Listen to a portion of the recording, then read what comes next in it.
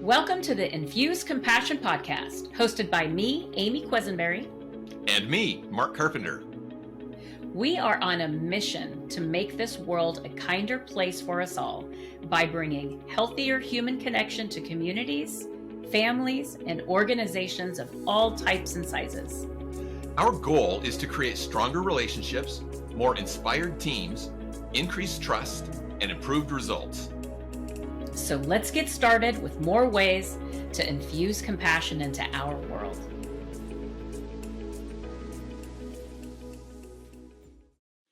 Hello, Compassionators. Welcome back to another episode of the Infuse Compassion Podcast. So fabulous to have you with us here today. I'm Mark Carpenter here with my wonderful co-host, Amy Quisenberry, and we're going to have a conversation about the last episode with Dr. Paul Jenkins, who is a positivity psychologist. And if you haven't listened to that episode, I strongly encourage that you do so, like maybe multiple times, because there was a lot of depth that came into that conversation. Amy, I'd love you to start us off with what were some of your big takeaways from our conversation with Dr. Jenkins? Yeah, Mark, first of all, I want to say thank you to you for bringing Paul to the Infuse Compassion podcast.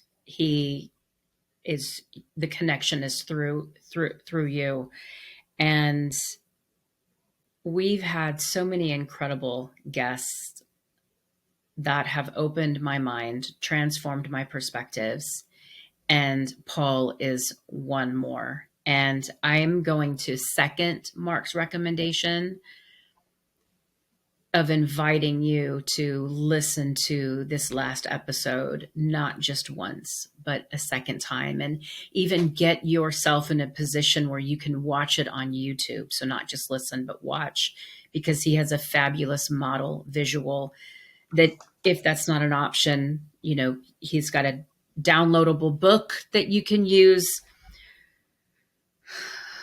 But let me get back to your question, Mark. And that is, there was literally the aha moment. The lights went on. He kept on talking about our situations are neutral. And I didn't get it until toward the end. He said it again, and he explained it with such clarity, with holding that card with the swoosh and all that. And I went, oh my goodness, he's absolutely right. Yeah. And in looking at our situation and then our perspective, the choice in how we are choosing to see that situation, there is potentially either freedom or, I don't know which one of you said this, activity in that choice. And I use the example of the dental appointment, right? Which I'm not going to go, hopefully you heard the last episode. I'm not going to share it again. But here's what I am going to share. For the very first time in my life, yesterday, I was grateful to be sitting in a dental chair. Who says that? Who says, oh, I'm excited to go sit in a dental chair? Yeah, we don't. Okay, we don't. Nobody that I know is excited to go sit in a dental chair and have a drill stuck in their mouth, needles stuck in their mouth, your mouth stretched beyond anything that it should be. Nobody is excited about that. I'm not going to say I was excited, but I was certainly not excited. But here's what I was. I was grateful, because I was so aware at that moment that there are so many things that could have happened that could have been worse, which is the essence of what he's saying. Here's your situation, and it could be worse. And by the way, it could be better. Amy, you could have never broken your tooth to begin with, right? But there's such freedom in how we choose to engage with our reality, our present. I can tell you, I get in And on Mark. yeah, and you were talking about your mic sounded like it cut out a little bit for me. I wanted to make sure that everybody gets this. Thank You you. talked about how we're thinking is the choice between freedom and captivity, Yeah. is how we address it. So those were those two words. I just wanted to make sure if any of those got lost in the translation. It also Mhm. made me just think right now of a Shakespeare quote. It was from I think it's Macbeth, because they were talking about Denmark. They were talking about, is Denmark a good place or a bad place? And one of the no, I'm sorry, it was Hamlet. It was Hamlet, because it was one of Hamlet's friends who was talking to him, and he made this statement that Shakespeare wrote: "There is nothing that is good or bad. Only thinking makes it so." Mhm. And that's exactly what Dr. Jenkins was talking about. Our circumstances are just what they are. Mhm. They're just circumstances. We don't always choose those. Life just sometimes happens to us.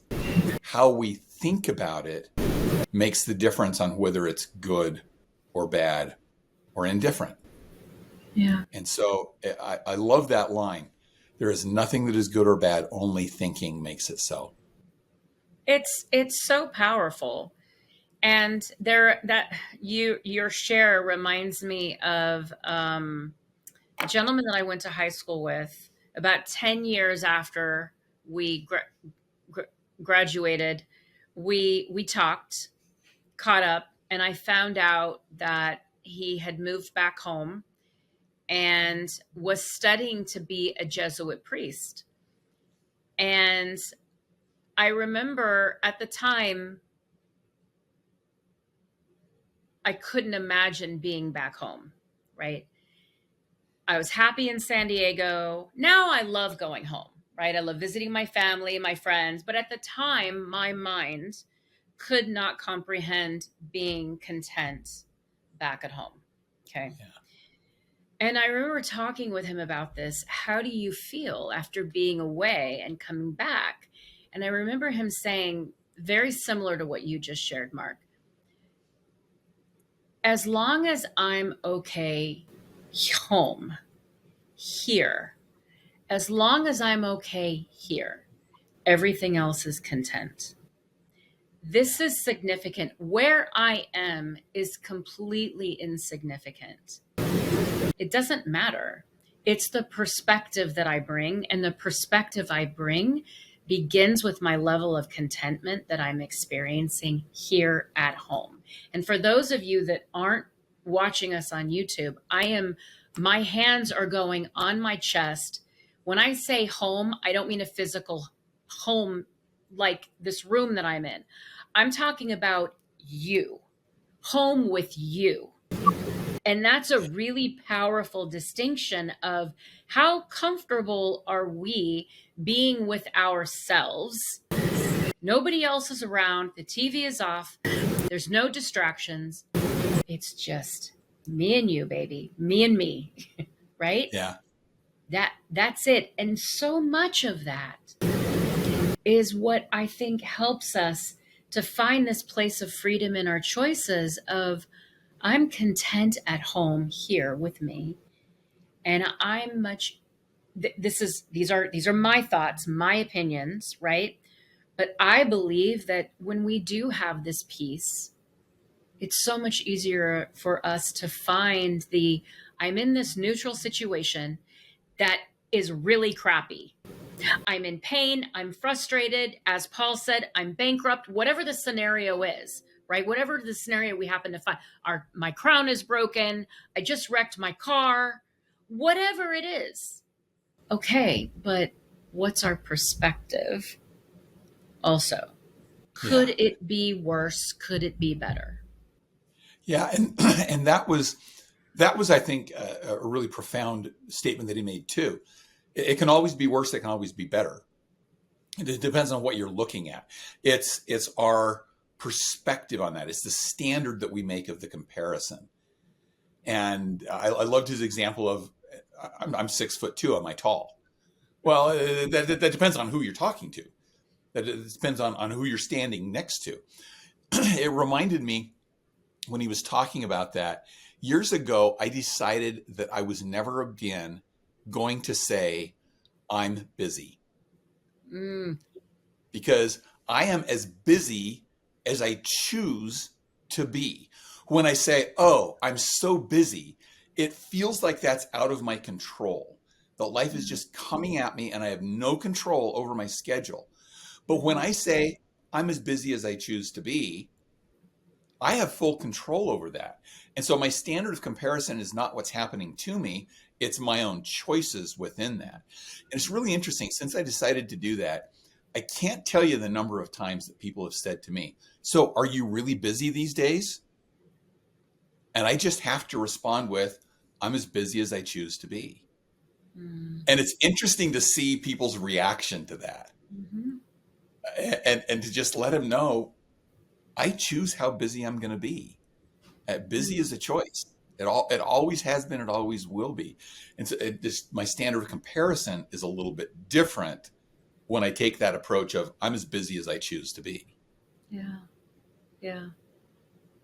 So, what are some of the other things? You asked me some key points that I took away. What about you, Mark? I loved that Dr. Paul made the connection back to your compassion framework, Mm. Yeah. the your start with compassion framework, especially when he got into that point about one of the S's in your framework, silence the judger. Hmm. And I know this isn't about what he said, it's more about what you said, but I love the way you described that as just toning down that negative side, Yeah. just toning it down. I know silence the judger makes it sound like, don't think that thought. And we can't not think that thought. I mean, Yeah. if I say to you, what is the most dominant color of clothing in your closet? You can't not think about what clothes are in your closet now because I've put that into your brain. And so to say, okay, just stop thinking that way. No, we can't do that. But if we Yeah. can tone down the negative thoughts and reframe those a little bit, and this is where I love the connection into his model about we can look at better or worse and kind of decide where we're going to frame it to lead us to a more positive, useful thought process, which leads to more positive outcomes for us. Hmm.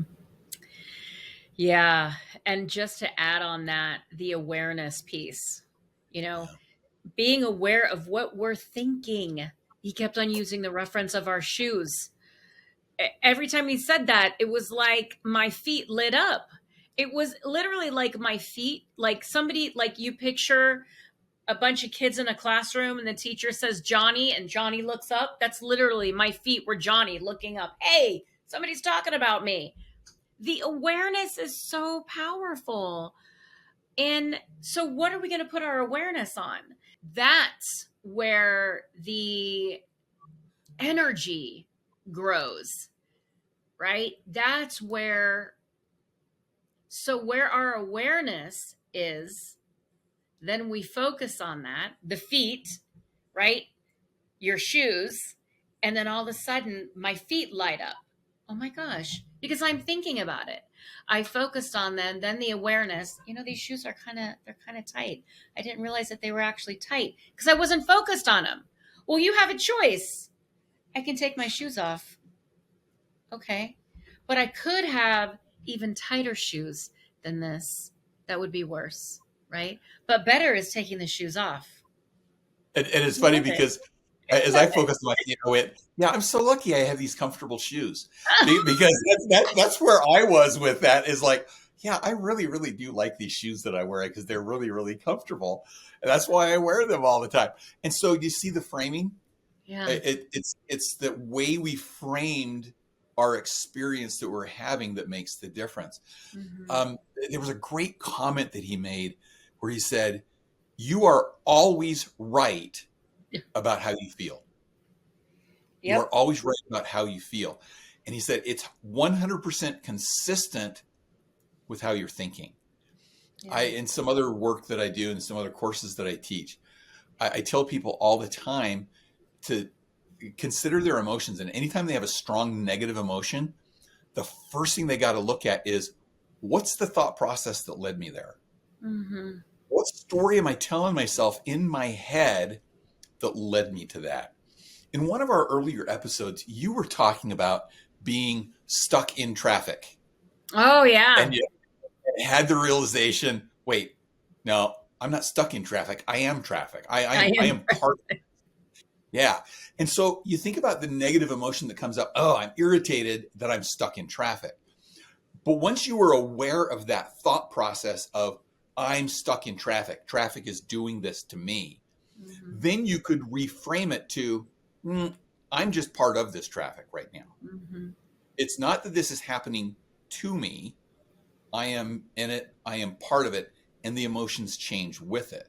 And so I mhm. loved how he made that connection between your emotions are always right. And there's a 100% connection with what your thinking is at that moment. Yeah. Mark, when you bring in the piece about the traffic, right? And the choice that we have, the perspective. I want to share an experience that I've been having. There's a nonprofit in San Diego called We See You San Diego. And it's a beautiful group. I actually facilitated a workshop recently, and 10% of the proceeds I was able to donate to this group. In addition, on Tuesdays, I've started volunteering. And what they do is they have these huge dinner parties every Tuesday, and they feed people who are experiencing food and housing scarcity. All right. And they have a live band. They have a kitchen staff that all volunteers, 100% volunteer. These people are coming in with, they're making these beautiful, this last Tuesday, meatball sandwiches with pasta salad. Don't even mess around. Oh my goodness. Delicious. Meatball sandwiches, hoagie rolls, cheese, marinara sauce, pasta salad, plates of donuts and cookies and candy afterward, and all this goodness. And it was absolutely beautiful. Now, I choose to be one of the food servers, so I get to interact directly with them. I walk up, hello, my name's Amy. I'm so glad you're here with us. What can I bring you to drink?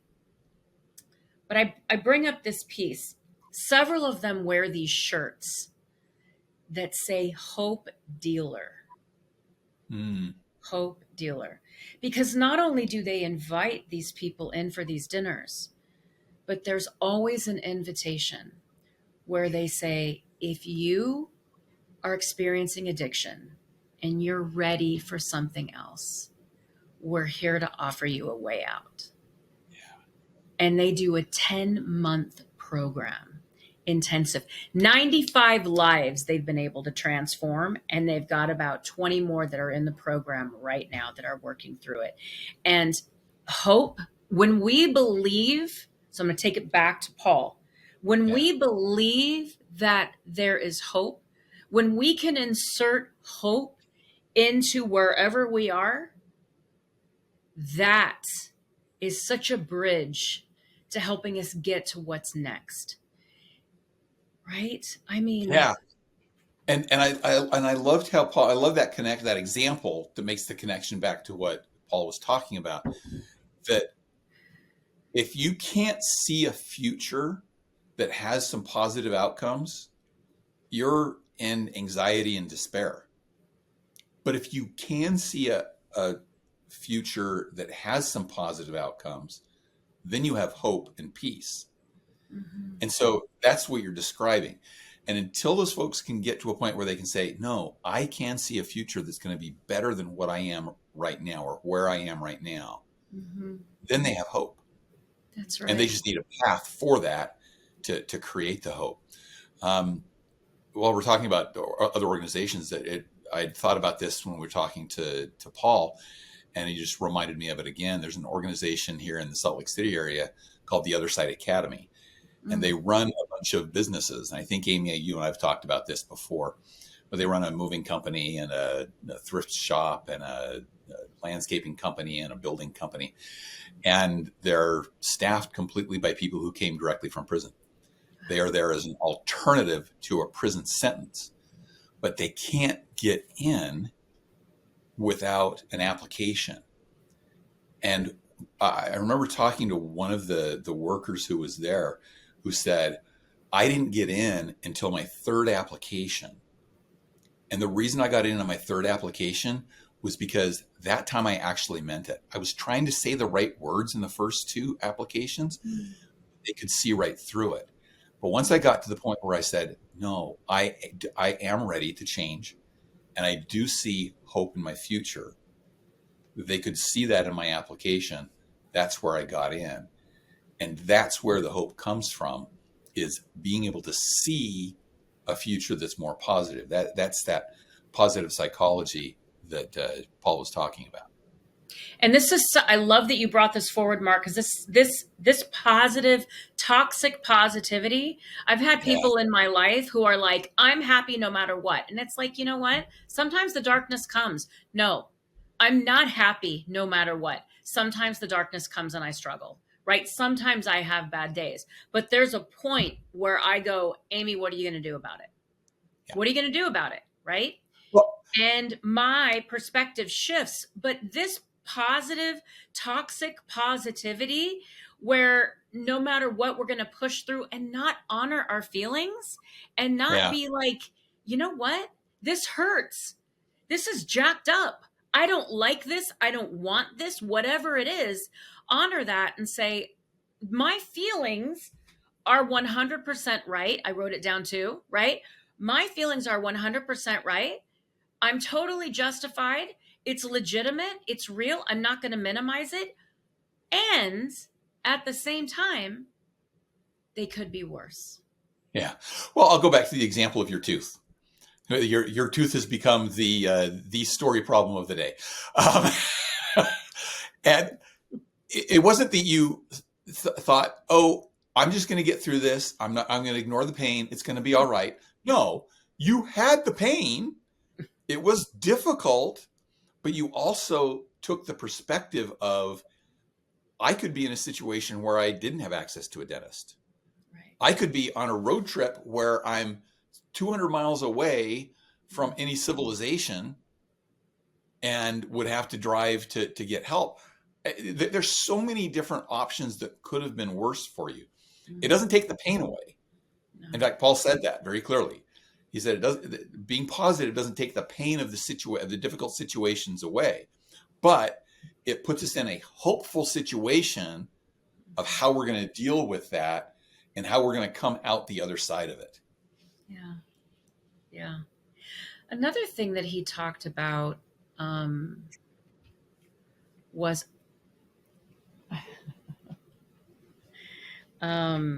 sorry, my husband is trying to bring the puppies in because they're scratching at the door. This is what happens when you record at home, folks. You got the puppies, you got the husband, all this stuff going on. Yeah, I think we may have touched on this, but I want to bring it back again because I thought it was so powerful and I feel like I kind of lost my way along the way. The awareness piece. How important the awareness is of what we're thinking.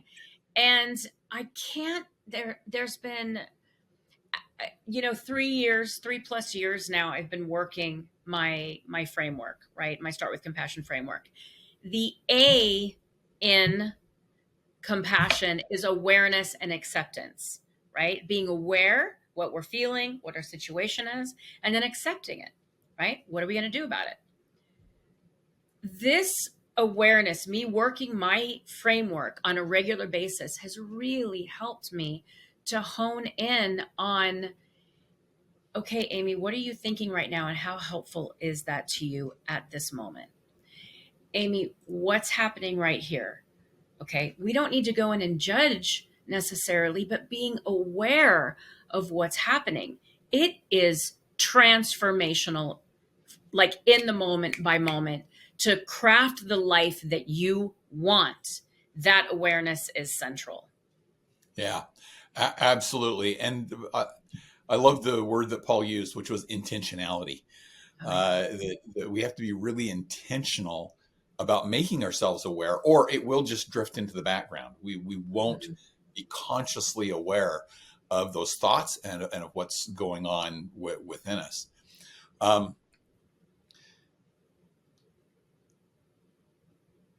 It's my turn to lose my train of thought. Welcome. Let's kind of go to our wrap up here.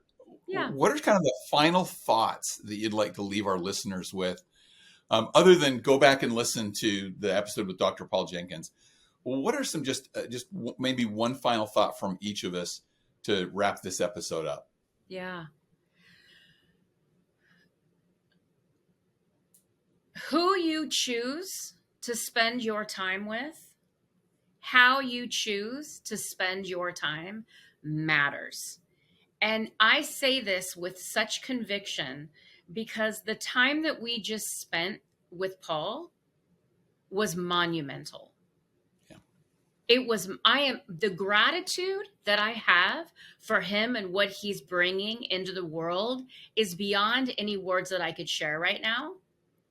And so I'm just going to say, hey, folks, if you're not spending your time with people that aren't enriching and enhancing your lives in the way that you want to see it grow, then maybe it's time to consider expanding that circle.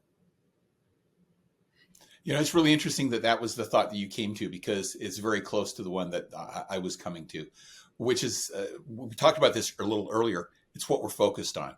You mentioned that it's changed you to be so very focused on your Start with Compassion framework. Mm-hmm. Well, if you find yourself in constant negative spirals in your thinking, and again, be aware of your thinking. Think about your thinking. And if you're feeling negative emotions, think about the thoughts that are leading you there. And if you find yourself in situations where you are constantly circling in on those negative thoughts, where can you refocus? Yeah. What do you need to bring into your life to help you focus on something more positive? Are there different books that you can read? Are there, you mentioned, people that you can be around? Are there different podcasts that you can listen to, in addition to ours, to help you have a more positive thought framework? Because that leads to more hope, that leads to more peace, that leads to more freedom in your own life. So that's where I'll end up. Beautiful. Everybody, I want to say thank you so much for being with us today. Come back and see us next week. We're going to have another fantastic guest on. And I also want to invite you to join us at the Infuse Compassion into Companies conference. It's going to be a fantastic. Our speakers are absolutely incredible. November 14th, it's from 9 a.m. to 1 p.m. Pacific time. And you can get tickets at infusecompassion.com or Eventbrite. You can also, if you're following Mark or I, look us up, because it's going to be all over our posts where you can go just click that little QR code. Thanks so much, everybody. And we'll see you soon. Thank you for joining us for this episode of the Infuse Compassion podcast. If you enjoyed the conversation, please share a review and like the podcast so other compassionators can join us. Until next time, let's all do something each day to infuse compassion into the world. For more information on our guests, see the show notes. For more information on Mark and Amy, go to infusecompassion.com.